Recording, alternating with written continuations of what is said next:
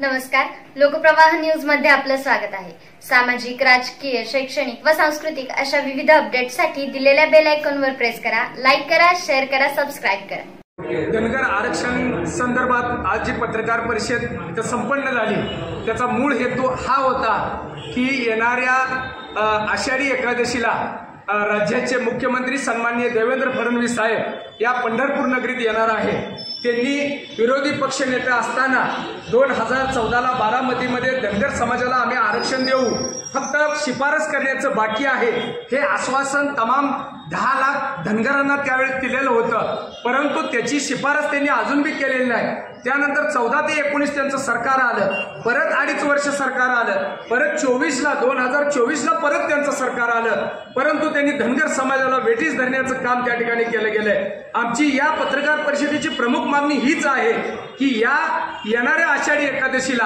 आमच्या संपूर्ण महाराष्ट्राच्या धनगर समाजाचा मान राखण्यासाठी त्यांना एक सुचवण्यासाठी त्यांनी एक 5 मिनिटाची पत्रकार परिषद पंढरपूरमध्ये घ्यावी आणि जर धनगर समाजाला आरक्षण देता येत असेल तर देतो म्हणून सांगावं आणि जर देता येत नसेल तर देता येत नाही म्हणून सांगावं। एवढी आमची प्रमुख मागणी घेऊन आम्ही त्या ठिकाणी आज ही पत्रकार परिषद घेतलेली आहे।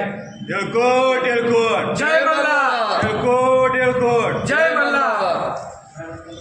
पाहत रहा नवनवीन अपडेटसाठी लोकप्रवाह न्यूज, हाक तुमची साथ आमची।